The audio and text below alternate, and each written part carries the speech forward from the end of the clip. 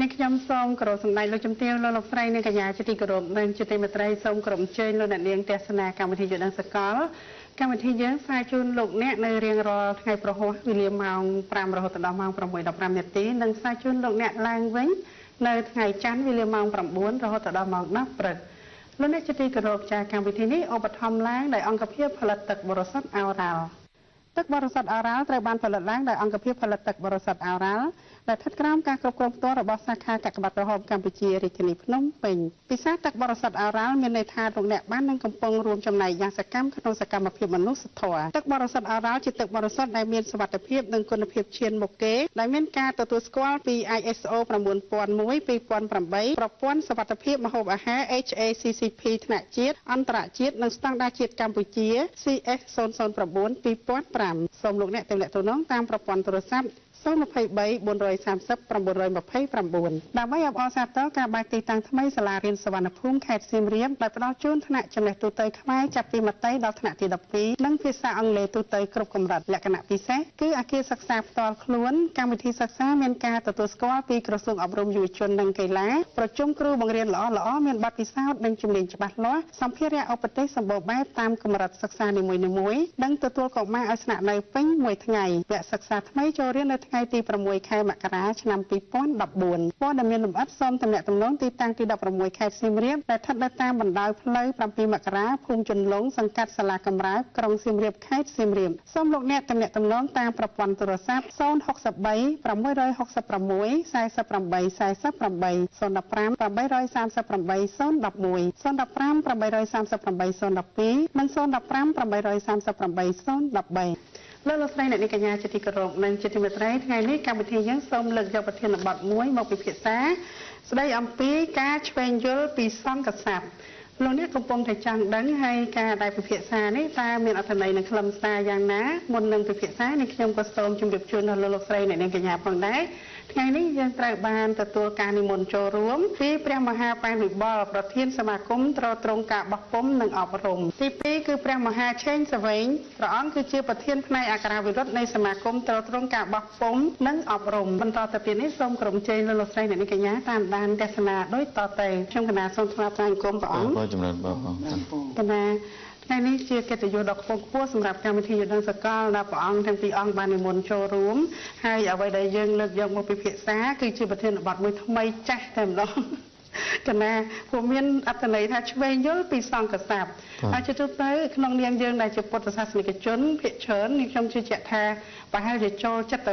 80% ដែលការនិយាយស្ដីនឹងបានត្រឹមត្រូវទៅតាមពាក្យនោះប៉ុន្តែនៅខ្ញុំនិយាយបែបនេះក៏សូមខន្តីអភ័យទោសពីសំណាក់លោកអ្នកដែរមានលោកអ្នកមួយចំនួនគឺថាលោកអ្នកប្រើពាក្យត្រឹមត្រូវឥតខ្ចោះតែសម្រាប់នាងខ្ញុំគឺខុស 100% តែម្ដងសូមអធិស្ឋានអញ្ចឹងជាបន្តទៅទៀតនេះខ្ញុំកណាសូមនិមន្តព្រះអង្គមានសង្ឃការចំណាប់អារម្មណ៍កម្មវិធីតិចសូមនិមន្តព្រះអង្គបាទសូមអរគុណជាបឋមទូលព្រះបង្គំខ្ញុំកណាសូមលំអរលំអកាយការថ្វាយបង្គំចំពោះគុណព្រះរតនត្រ័យដែលជារតនៈដ៏ដងឧត្តមប្រសើរពងខ្ពស់សូមការថ្វាយបង្គំសម្ដេចព្រះថេរានុថេរៈគ្រប់ព្រះអង្គជាទីគោរពសក្ការៈ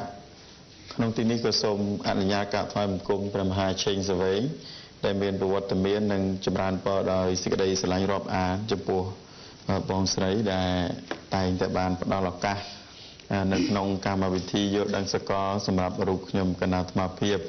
ហើយក៏ចម្រើនពរដល់សម្ដេចទ្រង់ឯកឧត្តមញាតិញោមស្រីប្រុសទាំងឡាយដែលលោកតែងតែបានតាមដានទស្សនានៅក្នុងកម្មវិធីយល់ដឹងសកលនៅក្នុងពេលនេះផងដែរចំណាប់អារម្មណ៍ខ្ញុំកណាអាត្មាជាខាងដើមនេះគឺចង់ប្រកេននឹងជម្រាបជូនអំពីអ្វីដែលបងពិធីការនីលោកបានជម្រាបជូនពាក់ព័ន្ធទៅនឹងប្រធានបទគឺឆ្វេងយល់ពីសង្កស័ព្ទតើអត្ថន័យនៃពាក្យថាសង្កស័ព្ទមានន័យថាការប្រើប្រាស់នៃពាក្យនោះមានរបៀបរបបពិសេសគឺការប្រើប្រាស់ឲ្យបានសមរម្យចុះបើយើងប្រើប្រាស់ទៅមិនបានសមរម្យតើមានផលប៉ះពាល់អ្វីជាវិជ្ជមានឬក៏ជាអវិជ្ជមានហើយប្រសិនណាបើយើងប្រើប្រាស់នោះមិនប្រកបទៅដោយគេហៅថាភាពត្រឹមត្រូវ អ្វីដែលជារឿងសំខាន់ថាតើយើងស័ក្តិសមទៅនឹងអ្វីដែលយើងជាអ្នកកាន់ពុទ្ធសាសនាស្របទៅនឹងរដ្ឋធម្មនុញ្ញដែលបានចែងថាពុទ្ធសាសនាជាសាសនារបស់រដ្ឋដែរឬទេសូមឧត្តមប៉ុណ្ណេះបាទបែរណាព្រះអង្គហើយមានសង្ឃដីកាថ្លៃថ្លាណាសូមនិមន្តព្រះអង្គស្វែងជាបឋមខ្ញុំគណៈអាត្មាសូមនមស្ការអនកាយ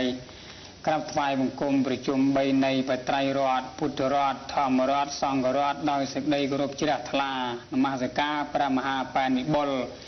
ជាព្រះប្រធាននៃសមាគមត្រួតត្រងការបោះពុម្ពនិងអប់រំដោយសេចក្តីគោរពជ្រះថ្លាមួយអន្លើដោយព្រះថេរានុថេរៈព្រះសង្ឃគ្រប់ព្រះអង្គទូទាំងបរិជាណាចក្រកម្ពុជាដែលព្រះអង្គបានទតតាមដានទស្សនាកម្មវិធីនេះផងដែរចម្រើនពរញោមញាតិជាតិខេមរាជាយុតិកាបាសកបាសិកាសីលវ័នសីលវតីយុវ័នយុវតីកុមារាកុមារីដោយពិសេសញោមផល្លាជាពិធីករណីដល់ពិសេសក្នុងវេលាឱកាសនេះដោយសេចក្តីរាប់អាននិងមេត្រីភាពផងដែរព្រោះខ្ញុំគណៈអាត្មាមានកិត្តិយសណាស់ថ្ងៃនេះដោយបានការចូលរួមការរតនានិមន្តអំពីព្រះមហាជាព្រះប្រធានឲ្យមកចូលរួមក្នុងការដោះស្រាយបកស្រាយនិងឆ្វេងយល់អំពីពាក្យពេចន៍មួយចំនួនរបស់ខ្មែរយើងដោយពិសេសក្នុងវេលាឱកាសនេះនឹងជជែកពិភាក្សាអំពីសង្ឃស័ព្ទចឹងគឺខ្ញុំគណៈអាត្មានឹងបកស្រាយទៅតាមចំណេះជំនាញដែលធ្លាប់បានសិក្សារៀនសូត្រអំពីខ្មែរយើងថាចេះពីមកតពីគ្រូនោះណាអញ្ចឹងទេកន្លែងណាដែលខ្ញុំកណាចេះដឹងអាត្មាចេះដឹងចែករំលែកដល់ពុទ្ធបរិស័ទទាំងឡាយបកូនណាជាម្ចាស់គ្រប់ព្រះអង្គញោមញាតិទាំងអស់កន្លែងណាដែលនៅខ្វះចន្លោះក៏សិក្សាបន្ថែមបន្តទៅទៀតទៅជាមួយនឹងលោកគ្រូសាស្ត្រាចារ្យបណ្ឌិតផ្សេងដែលជាធម្មគរុផងជាវិនយវាទីផងជាធម្មវាទីផងជាកាលវាទីផងជាភូតវាទីផងក៏ចម្រើនពរអរគុណនិងអរគុណចំណាអរគុណព្រះអង្គទាំងពីរអង្គការងារថ្ងៃនេះគឺជាការងារមួយដ៏វិសេសវិសាលណាស់ដែលយើងបានជម្រាបជូនដល់លោកអ្នកជាពិសេសគឺថាបុត្រាបុត្រីដែលក្នុងនាមយុវជនយុវនារីយើងសពថ្ងៃនេះពេលខ្លះទៅគាត់ភ្លេចគិតថាគាត់មានតួនាទីជាអ្វីហើយម្យ៉ាងវិញទៀតគាត់ក៏មិនបានគិតដល់ថាតើពុទ្ធសាសនាហ្នឹងតើមានអ្វីដែលអប់រំផ្លូវចិត្តផ្លូវកាយយើងទាំងអស់គ្នាដើរទៅលើផ្លូវត្រូវនោះទេប៉ុន្តែយ៉ាងណាមិញក៏យុវជនយុវនារីមួយចំនួនបច្ចុប្បន្នក៏លោកមានការយល់ដឹងជាច្រើនណាស់ហើយដែរដូចជាកន្លងទៅថ្មីនេះដែលយើងឃើញថាថ្ងៃ14កុម្ភៈពីដើមឡើយនោះគឺថាយុវជនយុវនារីហ្នឹងគាត់មានការដូចថាផ្លិចមួយលើអញ្ចឹងទៅដល់តែពេលយើងបានអប់រំផ្សព្វផ្សាយតាមរយៈផ្លូវលោកក្តីផ្លូវធម៌ក្តីអញ្ចឹងទៅឥឡូវហ្នឹងគាត់បានយល់ដឹងព្រោះយុវជនមួយចំនួនក៏នាំគ្នាទៅធ្វើការបរិច្ចាគឈាមអីអញ្ចឹងទៅតាមផ្លូវមនុស្សធម៌អីអញ្ចឹងគួរឲ្យកោតសរសើរគាត់ណាស់អញ្ចឹងយ៉ាងណាមិញយើងត្រឡប់មកលើកម្មវិធីយើងវិញទោះបីថារយៈពេលខ្លីក៏ពិតមែនប៉ុន្តែក៏បានចូលរួមចំណែកដល់យុវជនយុវនារីយ៉ាងហោចណាស់ក៏បងប្អូនបានដឹងថាតើពាក្យសម្រាប់ប្រើជាមួយប្រសងហ្នឹងយើងគួរប្រើយ៉ាងម៉េចដែលយើងហៅថាសង្ឃស័ព្ទនោះប៉ុន្តែជាបឋមព្រះអង្គដោយសារតែឥឡូវហ្នឹងនាងខ្ញុំបានដឹងពីការងារមួយចំនួនដែលជាតួនាទីរបស់ព្រះអង្គក្នុងនាមព្រះអង្គតាមវិបុលជាប្រធានសមាគមត្រួតត្រងការបោះពុម្ពនិងអប់រំនោះដូច្នេះសូមព្រះអង្គមានសង្ឃការពីដំណើរការសមាគមយើងបន្តិចសិនទៅដែលគុណណាសូមនិមន្តព្រះអង្គសូមអរគុណសូមចម្រើនពរនឹងជំរាបជូនបន្តិចពាក់ព័ន្ធទៅនឹង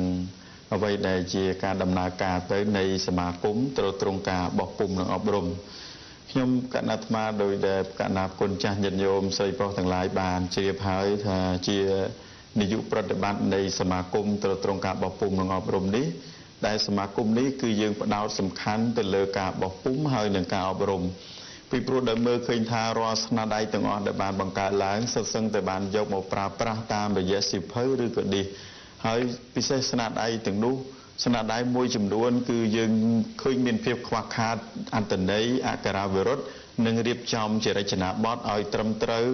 ឲ្យច្បាស់លាស់ប្រកបវិជ្ជាទៅតាមអ្វីដែលជាការចង់បានក៏ដូចជាភាពសមរម្យមួយរបស់យើងជាខ្មែរហើយនឹងឆ្លើយតបជាមួយនឹងសង្គមនៅនាសម័យសកលភាវូបនីយកម្មនេះ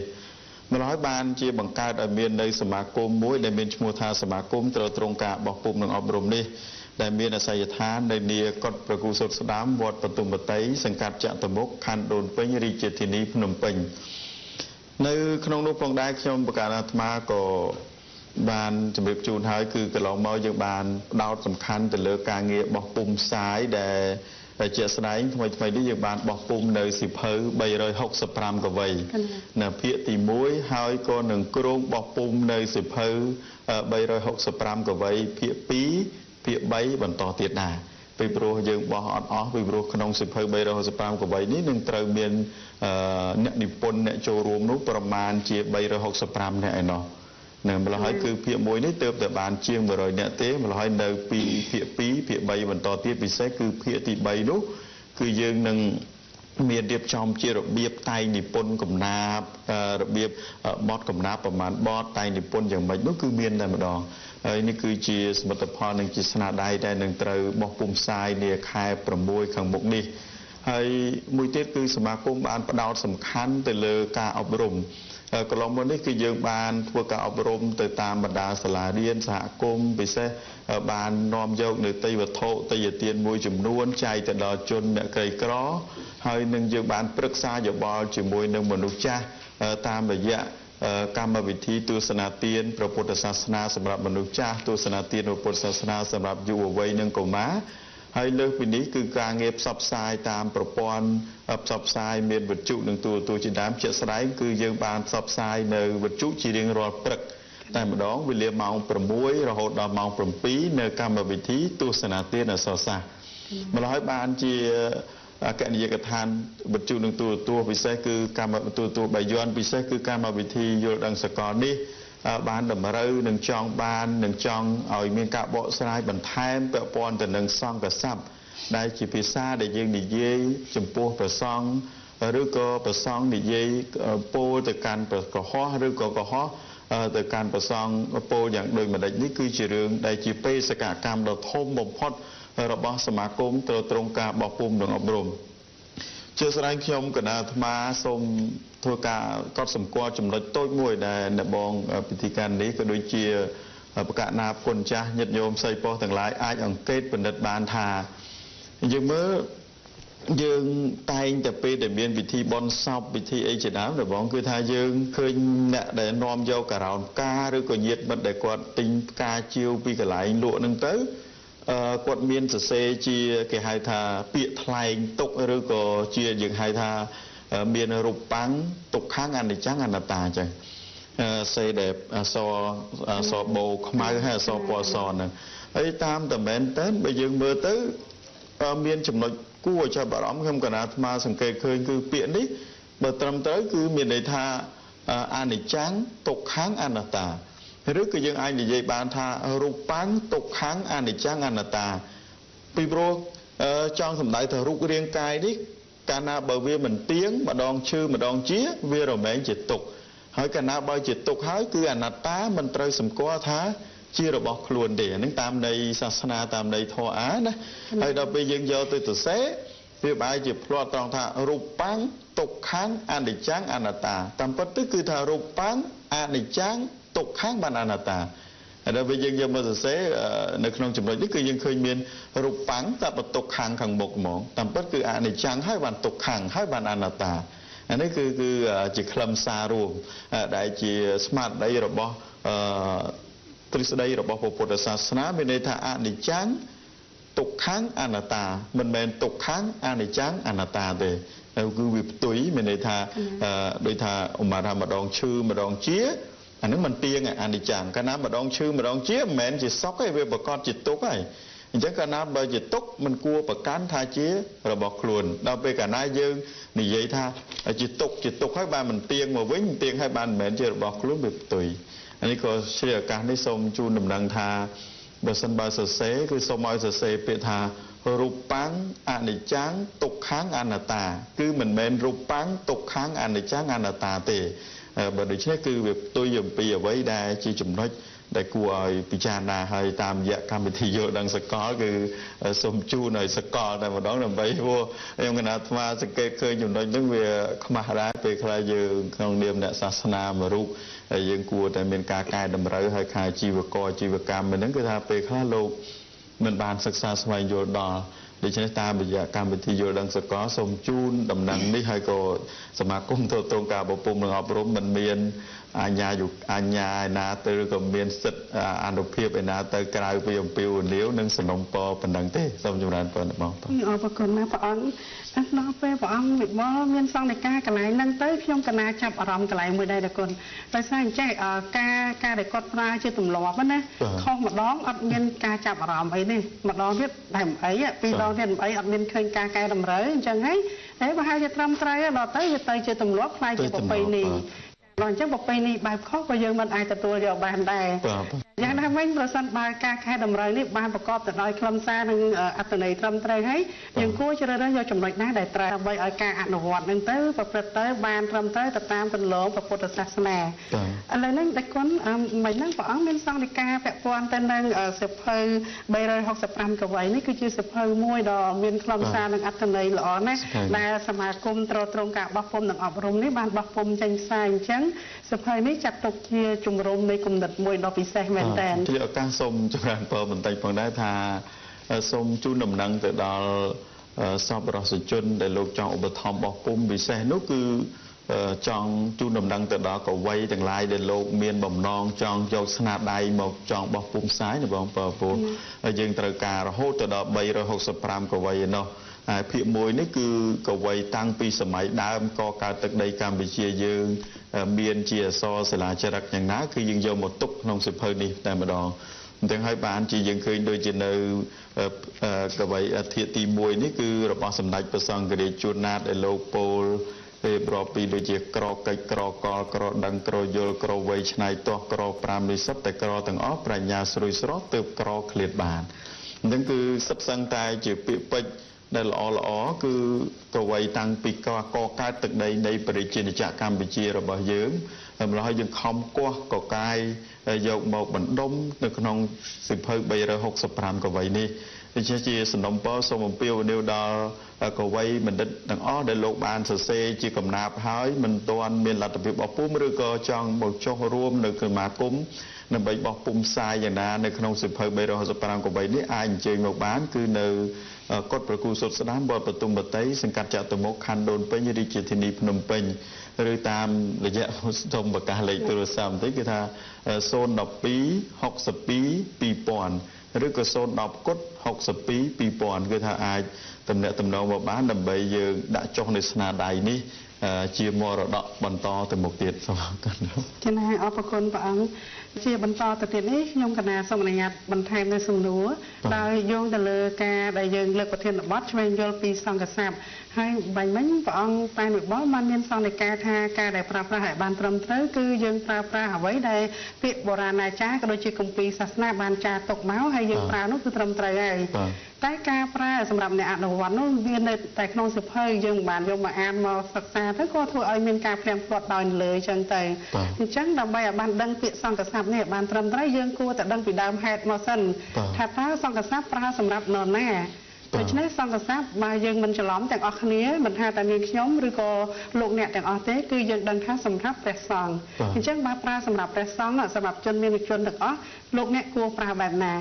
ដូច្នេះយើងត្រូវដឹងពីថាដើមហេតុអ្វីបានកើតមានព្រះសង្ឃប្រសិនបើមានព្រះសង្ឃហើយយើងអត់ដឹងពីទួនាទីរបស់ព្រះសង្ឃផងថាតើព្រះសង្ឃនឹងមានប្រភពពីណាប្រវត្តិពីណាដើមហេតុយ៉ាងណាបានឲ្យកើតជាអ្នកបួសហើយការប្រតិបត្តិយ៉ាងណាក៏យើងពិបាកនឹងប្រើពាក្យជាមួយព្រះសង្ឃដែរអញ្ចឹងខ្ញុំកណាសូមនិមន្តព្រះអង្គអញ្ចឹងសារជាថ្មីម្ដងទៀតគឺតកតងនឹងប្រភពឬក៏ប្រវត្តិនៃការកើតឡើងរបស់ព្រះសង្ឃក្នុងពុទ្ធសាសនមណ្ឌលនេះកាលអំពីនេះរាប់អំពីនេះថយទៅក្រោយទៅគឺ2557បូកនឹង80ឆ្នាំបូកនឹង80ឆ្នាំឬក៏បូកនឹង45ឆ្នាំក្រោយអំពីការត្រាស់ដឹងយើងនឹងឃើញថារយៈកាលនៃការកើតឡើងនៃព្រះសង្ឃនៅក្នុងក្រោយអំពីការត្រាស់ដឹងរបស់ព្រះសម្មាសម្ពុទ្ធ